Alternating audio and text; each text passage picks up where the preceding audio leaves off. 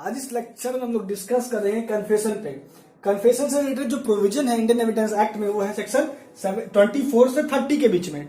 आज इस लेक्चर में हम लोग डिस्कस करेंगे इसके मीनिंग पे और इससे जो भी रिलेटेड जो प्रोविजंस हैं उसको आज इस पार्ट में हम लोग डिस्कस करेंगे। और ये जो लेक्चर है दोस्तों, ये लेक्चर पार्ट फर्स्ट है सीरीज का और यह लेक्चर उन स्टूडेंट के लिए बहुत ही इंपॉर्टेंट हो जाता है जो जुडिशियल एग्जाम का प्रिपरेशन कर रहे हैं, चाहे वो किसी भी स्टेट के जुडिशियल एग्जाम का प्रिपरेशन कर रहे हो, क्योंकि एविडेंस एक्ट हर स्टेट के जुडिशियल एग्जाम में पूछा ही जाता है, चाहे वो प्रीलिम्स का बात करें या फिर मेंस का बात करें। ठीक है, तो आज हम लोग अब आते हैं टॉपिक पे।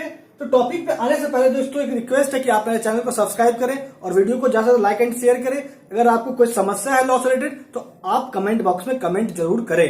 तो चलिए आते हैं आज के लेक्चर पे। सबसे पहले हम लोग डिस्कस करेंगे कन्फेशन के मीनिंग पे। देखिए कन्फेशन का क्या मतलब होता है, तो कहता है कि statement made by person charged with crime. That means वह स्टेटमेंट जो दिया जा रहा है किसके द्वारा, उस व्यक्ति के द्वारा जिसपे किसी क्राइम का चार्ज लगा हुआ है। ठीक है, और यहाँ पे इस स्टेटमेंट का संबंध है किस चीज से, तो उसके गिल्ट से संबंधित है। ठीक है, अब इसको एग्जाम्पल से पहले आप समझिए।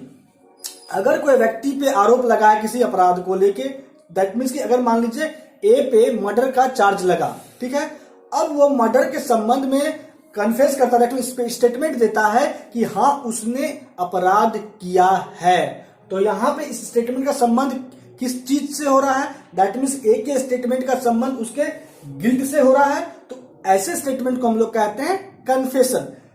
और ये जो बात है इस तरीके से डिफाइन किया गया है कन्फेशन को, एक कन्फेशन का जो ये मीनिंग है ये किस कहां बताया गया है, तो स्टेफेंस के डाइजेस्ट में बताया गया था। ठीक है, कन्फेशन का यह मतलब होता है। बट हम लोग जब प्रोविजनली जाते हैं तो कन्फेशन शब्द को इंडियन एविडेंस एक्ट में डिफाइन नहीं किया गया है। क्लियर? तो जो भी प्रोविजंस हैं कन्फेशन से रिलेटेड वो एडमिशंस के अंतर्गत ही आते हैं, क्योंकि एडमिशन को डिफाइन किया गया है सेक्शन 17 में इंडियन एविडेंस एक्ट का, बट कन्फेशन को डिफाइन नहीं किया गया।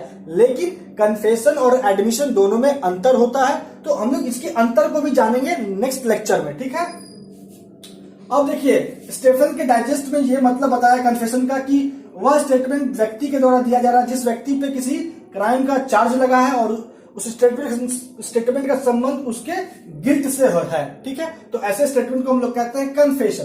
क्लियर? अब देखिए जैसा कि हम बोले कि कन्फेशन से रिलेटेड जो भी प्रोविजन है उसका डिफिनेशन जो है वो एडमिशन के अंतर्गत आता है और एडमिशन को सेक्शन 17 में डिफाइन किया गया है। क्लियर? और दोनों में फर्क होता है एडमिशन और कन्फेशन में। अब देखिए क्या हुआ, इसके डेफिनेशन को लेके बहुत ही कंट्रोवर्सी हुआ। ठीक है, अब देखिए जो नेक्स्ट पॉइंट है वो क्या कहता है, और ये बहुत ही इंपॉर्टेंट, जो भी केस लॉ आज हम लोग डिस्कस करेंगे ये जुडिशियल पॉइंट ऑफ व्यू से बहुत ही इंपॉर्टेंट है। ठीक है, तो आप हर केस लॉ को आप एक नोटबुक में जरूर नोट कर लीजिएगा। ठीक है, जो भी स्टूडेंट लॉ का जो भी जुडिशियल एग्जाम का प्रिपरेशन कर रहे हैं। अब देखिए ये तो स्टेफन के डाइजेस्ट में कन्फेशन को ऐसे बताया गया। ठीक है, लेकिन पकला नारायण स्वामी वर्सेस इंपेरर का केस आ गया। ठीक है, इस केस में प्रिवी काउंसिल ने स्टेफन के डाइजेस्ट में जो कन्फेशन को परिभाषित किया गया था उसके परिभाषा को रिजेक्ट कर दी, नहीं मानी, और कही पकला नारायण स्वामी वर्सेस इंपेरर केस में प्रिवी काउंसिल ने कहा कि स्टेफन का जो कॉन्सेप्ट है, जो स्टेफन के डाइजेस्ट में कन्फेशन का जो मतलब बताया जा रहा है वो इररिलेवेंट है इंडियन एविडेंस एक्ट 1872 के दृष्टिकोण से। ठीक है, और कन्फेशन को एक नई परिभाषा दी प्रिवी काउंसिल ने पकला नारायण स्वामी वर्सेस इंपेरर के केस में। क्लियर? अब दोस्तों जो ये इस केस को जो हम लोग देख रहे हैं पकला नारायण स्वामी वर्सेस इंपेरर, तो यह केस हमको डैंग डिक्लेरेशन में भी देखने को मिला था। क्या कहा गया था इस केस में डैंग डिक्लेरेशन के संबंध में कि एंटीसिपेशन ऑफ डेथ जो है कोई आवश्यकता नहीं है उस बात की। ठीक है, डैंग डिक्लेरेशन के रिलेवेंसी को लेके। क्लियर?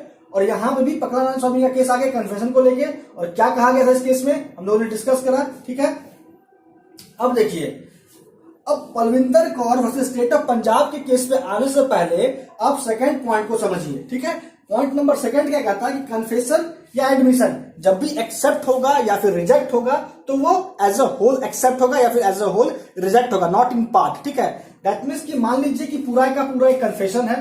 ठीक है, आप एग्जाम्पल समझिए इस बात को कि ये पूरा का पूरा कन्फेशन है। ठीक है, ये पूरा कन्फेशन है, तो ये जब भी एक्सेप्ट होगा तो पूरा का पूरा होगा। ठीक है, इन पार्ट एक्सेप्ट नहीं होगा और इन पार्ट रिजेक्ट भी नहीं होगा। ठीक है, यही कहा गया था किस केस में, इंपेरियर वर्सेस बाल मुकुंद के केस में यह बात कहा गया था, क्लियर। परंतु हुआ क्या, जब Palvinder Kaur versus state of Punjab का केस आया तो इसमें जो एक्यूज्ड कन्फेस्ड कर रहा था, ठीक है, उसमें इस केस में हुआ क्या, सुप्रीम कोर्ट एक्यूज को कन्विक्ट कर दी उस कन्फेशन के पार्ट जो दैट मीन्स आप यहां पे आप इस पॉइंट को अभी रुक जाइए, ठीक है। अब ये पॉइंट नंबर 2 पे, जैसा कि हम लोगों ने कहा कि बाल मुकुंद के केस में क्या कहा है, यहां पे हम लोग आएंगे बाद में, पहले आप यहां समझिए, तब आपको यहां समझ में आएगा कि Palwinder Kaur versus state of Punjab के केस में एक्चुअली में क्या हुआ था, ठीक है। क्योंकि देखिए यहां supreme court Palwinder versus state of Punjab के केस में सुप्रीम कोर्ट जो है, जो डेफिनेशन पकड़न स्वामी केस में दिया गया था कन्फेशन के संबंध में, उस डेफिनेशन को Palwinder Kaur versus state of Punjab के केस में सुप्रीम कोर्ट एक्सेप्ट कर रही है। लेकिन वास्तविकता में हुआ क्या था इस केस में, इस बात को समझने के लिए पहले आप इस बात को समझिए, ठीक है, कि देखिए कभी कभी क्या होता है, कन्फेशन में 2 पार्ट होता है, एक होता है इनकल्पेटरी पार्ट, ठीक है, और दूसरा होता है एक्सकल्पेटरी पार्ट। तो अब क्या होता है इनकल्पेटरी पार्ट और एक्सकल्पेटरी पार्ट का क्या मतलब है, देखिए इनकल्पेटरी पार्ट का मतलब होता है वह हिस्सा स्टेटमेंट का जिसका संबंध एक्यूज्ड के गिल्टी से होता है, ठीक है, और एक्सकल्पेटरी पार्ट का क्या मतलब होता है, वह हिस्सा कन्फेशन का या स्टेटमेंट का जिसका संबंध एक्यूज्ड के इनोसेंस से होता है, क्लियर। तो अब मानिए कि कोई ऐसा स्टेटमेंट दिया गया एक्यूज्ड के द्वारा जिसमें इनकल्पेटरी पार्ट भी आ रहा है, दैट मीन्स वह हिस्सा स्टेटमेंट का जिससे यह लग रहा है कि एक्यूज्ड ने अपराध किया है, ठीक है, वो इस बात को भी कबूल कर रहा है, ठीक है, और उस स्टेटमेंट में एक्सकल्पेटरी पार्ट भी आ रहा है जिससे एक्यूज्ड इस बात को कहना चाह रहा है कि उसने अपना दैट मीन्स कि उसमें जिस ऑफेंस का चार्ज लगाया उसने उस ऑफेंस को कमिट नहीं किया है, ठीक है। तो यही होता है इनकल्पेटरी और एक्सकल्पेटरी का मतलब, क्लियर। तो ऐसे स्टेटमेंट को क्या किया जाएगा, ऐसे स्टेटमेंट का इस्तेमाल कन्फेशन के रूप में क्या होगा, ठीक है। तो हुआ क्या, Palwinder Kaur versus state of Punjab के केस में सुप्रीम कोर्ट ने क्या करा कि इस केस में भी जो एक्यूज का कन्फेशन था वो 2 हिस्सों में बटा हुआ था, एक इनकल्पेटरी पार्ट में और दूसरा एक्सकल्पेटरी पार्ट में, क्लियर। इनकल्पेटरी पार्ट में और दूसरा एक्सकल्पेटरी पार्ट में। तो सुप्रीम कोर्ट क्या की, एक्यूज्ड के कन्फेशन का इनकल्पेटरी पार्ट को ही रिलेवेंट मानी, ठीक है। इनकल्पेटरी पार्ट को ही, इनकल्पेटरी का मतलब क्या होता है, स्टेटमेंट एज टू गिल्ट, तो इनकल्पेटरी पार्ट को ही रिलेवेंट मानी और इस आधार पे क्या करी, जजमेंट कन्विक्ट कर दिया एक्यूज्ड को, ठीक है, जजमेंट ऑफ कन्विक्शन पास की Palwinder Kaur versus state of Punjab case में, ठीक है, और एक्यूज को कन्विक्ट कर दी। जबकि हम लोगों ने सेकंड पॉइंट में क्या देखा था कि जब भी कन्फेशन हो या एडमिशन हो, एक्सेप्ट होगा या रिजेक्ट होगा तो एज अ होल होगा, लेकिन यहाँ पे इनकल्पेटरी पार्ट के बेसिस पे कन्फेशन का Palwinder Kaur versus state of Punjab case में सुप्रीम कोर्ट ने एक्यूज को कन्विक्ट कर दिया, ठीक है। तो ये एक रिवॉल्यूशन था। अब देखिए हुआ क्या, और ये बात क्या किस केस में कहा गया था, पॉइंट नंबर 2 इंपेरियर वर्सेस बाल मुकुंद के केस में, क्लियर हो रहा है कॉन्सेप्ट। अब आइए, ये हम लोग समझ गए कन्फेशन कैरी इनकल्पेटरी एंड एक्सकल्पेटरी स्टेटमेंट, ये हम लोग समझ गए। अब ये जो सेकंड है पॉइंट नंबर 2 का जो सेकंड पॉइंट है वो क्या कहता है कि इंग्लिश लॉ में एक बदलाव आया, बहुत ही बड़ा रिवॉल्यूशन आया। हुआ क्या इंग्लिश लॉ में कि कन्फेशन को इस ग्राउंड पे रिजेक्ट नहीं किया जाएगा कि कन्फेशन कंटेन कर रहा है एक्सकल्पेटरी पार्ट, ठीक है। अब यहां पे एक इंग्लिश लॉ में भी बदलाव आ गया।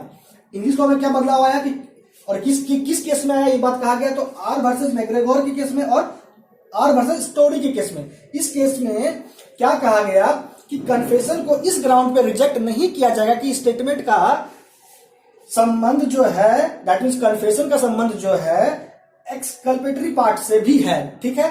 दैट मीन्स कि एक कन्फेशन है जिसका संबंध इन एक्सकल्पेटरी पार्ट से भी, एक्सकल्पेटरी पार्ट का मतलब statement as to innocence, that means वह स्टेटमेंट जिसका संबंध एक्यूज्ड के इनोसेंस से है, ठीक है।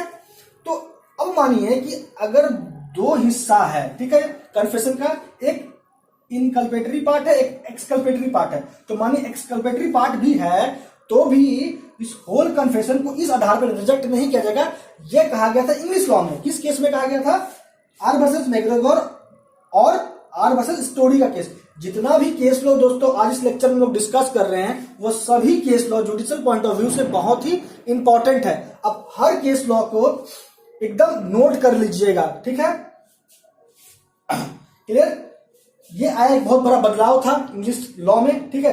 और इसी बदलाव को देखते हुए, ठीक है, सुप्रीम कोर्ट जो है, हमारी सुप्रीम कोर्ट, भारत की जो सुप्रीम कोर्ट है, उसने भी इस कॉन्सेप्ट को फॉलो किया और इस प्रिंसिपल को अप्लाई किया। किस केस में अप्लाई किया, देखिए, Nishikant Jha versus state of Bihar के केस में। Clear, Nishikant Jha versus state of Bihar के केस में सुप्रीम कोर्ट ने इस कॉन्सेप्ट को अप्लाई किया। दैट मीन्स कि कन्फेशन को इस ग्राउंड पे रिजेक्ट नहीं माना जाएगा, दैट मीन्स इररिलेवेंट नहीं माना जाएगा कि उस कन्फेशन में एक्सकल्पेटरी पार्ट इन्वॉल्व है, ठीक है। क्लियर, तो ये हो गया दूसरा पॉइंट, ठीक है। अब आता है पॉइंट नंबर 3। ये इंट्रोडक्टरी पार्ट है, हम लोग आज इंट्रोडक्शन दे रहे हैं कन्फेशन का। बाकी जो भी प्रावधान है कन्फेशन से रिलेटेड इंडियन एविडेंस एक्ट में 24, 25, ठीक है, 26, 27, ठीक है, तो ये सभी सेक्शंस को हम लोग पार्ट वाइज कवर अप करेंगे, ठीक है। और ये बहुत ही इंपॉर्टेंट सीरीज है। अब आइए इसके काइंड्स में। तो सबसे पहला काइंड क्या दिख रहा है हम लोग, जुडिशियल, ठीक है। पहला होता है जुडिशियल कन्फेशन, ठीक है। तो जुडिशियल कन्फेशन का मतलब सही समझ में आ रहा है कि वह कन्फेशन जब जो हुआ है बिफोर कोर्ट या मजिस्ट्रेट, ठीक है, तो ऐसे कन्फेशन रेलेवेंट होते हैं। क्लियर, अब आइए दूसरा जो काइंड है वो है एक्स्ट्रा जुडिशियल कन्फेशन, ठीक है। एक्स्ट्रा जुडिशियल कन्फेशन को लेके एक कंडीशन है दोस्तों। कंडीशन क्या है कि extra judicial confession must be voluntary, ठीक है। दैट मीन्स स्वेच्छा से दिया होना आवश्यक है एक्स्ट्रा जुडिशियल कन्फेशन। तो एक्स्ट्रा जुडिशियल कन्फेशन कब होता है, जब वह कन्फेशन जो जुडिशियल अथॉरिटी के बिफोर नहीं दिया गया हो, ठीक है। क्लियर, तो उसे कहते हैं हम लोग एक्स्ट्रा जुडिशियल कन्फेशन। और एक्स्ट्रा जुडिशियल कन्फेशन के लिए हम लोग को देखना होता है सेक्शन 24, 25, 26, 27। क्लियर, अब देखिए, ये तो क्या judicial confession, extra judicial confession, ठीक है, इसके प्रकार में। और तीसरा क्या है, conversation to oneself overheard by another. कभी कभी क्या होता है कि हम लोग खुद से बात करते हुए कबूल कर लेते हैं कि हमने अपराध किया था, ठीक। क्लियर, और इसी बात को अगर कोई तीसरा व्यक्ति सुन ले तो वह तीसरा व्यक्ति इस संबंध में एविडेंस दे सकता है, ठीक है। तो ये भी एक प्रकार का कन्फेशन होता है, ठीक है। जब हम लोग खुद से ही बात करते हुए ये कबूल करते हैं कि हमने कोई अपराध किया है, तो अगर उस स्टेटमेंट को कोई तीसरा व्यक्ति सुन ले तो वो कन्फेशन के तौर पे भी इस्तेमाल होगा, क्योंकि वो कन्फेशन ही है। क्लियर, और ये इससे जो रिलेटेड, इस पॉइंट से जो रिलेटेड केस है वो है Sahu versus state of Uttar Pradesh, ठीक है। Sahu versus state of Uttar Pradesh का केस में ये कॉन्सेप्ट इवॉल्व हुआ था। क्लियर दोस्तों, ये तो हो गया कन्फेशन का इंट्रोडक्टरी पार्ट। हम लोग ये समझे कि मीनिंग क्या होता है कन्फेशन का। कन्फेशन और एडमिशन एक्सेप्ट होगा तो रिजेक्ट होगा, तो एज अ होल एक्सेप्ट या रिजेक्ट होगा। क्लियर, और भी बहुत सारे प्रोविजंस को हम लोगों ने देखा, केस लॉज देखा कन्फेशन को लेके। जब हम लोग सीआरपीसी देखते हैं तो सबसे अगर सवाल यह उठ जाता है, क्योंकि देखिए, जब भी किसी आप जब मेंस का एग्जाम देते हो तो आप जब किसी मेंस के क्वेश्चन को लिखते हो तो उसका एक जो एग्जामिन जो कॉपी चेक करने वाला जो एग्जामिन जो चेक करता है कॉपी मेंस का, वो देखता है कि स्टूडेंट के अंदर क्या पोटेंशियलिटी है, वो कितना जानता है और कितना लॉ को समझ रहा है। जैसे कि अगर आपके सामने सवाल यह रख दिया गया कि कन्फेशन को डिफाइन करे, उसके बारे में लिखे, तो आप कैसे लिखोगे। तो देखिए, तो पहले तो इंडियन एविडेंस एक्ट के तहत होगा, उसका सीआरपीसी देखेंगे, ठीक है। सीआरपीसी में बताया गया कि आखिर कन्फेशन को आखिर रिकॉर्ड किया जाएगा तो उसका क्या प्रोसीजर फॉलो होगा, ठीक है, ठीक है। तो इसके लिए हम लोग 164 देखते हैं सीआरपीसी का, जो मैनर ऑफ रिकॉर्डिंग कन्फेशन है वो है 164 में, ठीक है, सीआरपीसी का। ये सभी बातें डिस्कस करेंगे हम लोग इस लेक्चर में, ठीक है। और देखिए, ये तो क्या कन्फेशन, अब इसका एविडेंशियरी वैल्यू क्या है कन्फेशन का, ये भी बात है, ये भी बहुत इंपॉर्टेंट हो जाता है कि आखिर एक होता है रिलेवेंट होना, ठीक है। अगर कोई एविडेंस रिलेवेंट है इसका मतलब ये नहीं है कि वो पर्याप्त है, ठीक है। तो कन्फेशन अगर रिलेवेंट है तो उसका क्या वैल्यू है, तो ये सभी बातें हम लोग नेक्स्ट लेक्चर में देखेंगे। तो आज इस लेक्चर को हम लोग दोस्तों कंक्लूड करते हैं। ये फर्स्ट पार्ट था। तो इस लेक्चर में हम लोगों ने सबसे पहले मीनिंग को समझा कि कन्फेशन एक्चुअली में क्या होता है, ठीक है, स्टेफन के डाइजेस्ट के अनुसार क्या होता है, और इस स्टेफन के डाइजेस्ट में जो कन्फेशन का डेफिनेशन था, ठीक है, जो मीनिंग बताया गया था, उसको पगला नारायण स्वामी वर्सेस इंपेरियल केस में रिजेक्ट कर दिया गया, ठीक है। क्लियर, और इसी जो भी डेफिनेशन दिया गया था पगला नारायण स्वामी के केस में, उसी डेफिनेशन को फॉलो किया गया Parvinder Kaur versus state of Punjab में। पगला नारायण स्वामी वर्सेस इंपेरियल के केस में जो डिफाइन किया गया था कन्फेशन को, क्या कहा गया था कन्फेशन को लेके कि कन्फेशन का संबंध होना चाहिए तो उस स्टेटमेंट से एक्यूज्ड का जिसका संबंध ऑफेंस से है, या फिर उस फैक्ट से है जिससे कि ऑफेंस कंस्टिट्यूट हो रहा है। क्लियर? और इसी बात को Parvinder Kaur versus state of Punjab में फॉलो किया गया। ठीक है, एक्चुअली में Parvinder Kaur versus state of Punjab में हुआ क्या और इसका संबंध इस पॉइंट से कैसे है कि इनकल्पेटरी एंड एक्सकल्पेटरी पार्ट से एक्सेप्ट और रिजेक्ट होगा तो एज ए होल रिजेक्ट होगा, और इसके काइंड्स को हम लोगों ने देखा। तो हम लोगों ने आज के कन्फेशन से रिलेटेड जो भी इंट्रोडक्शन था हम लोगों ने आज इस लेक्चर में डिस्कस किया। दोस्तों आज इस लेक्चर में इतना ही। आपका हमारे साथ अब तक बने रहने के लिए बहुत बहुत धन्यवाद।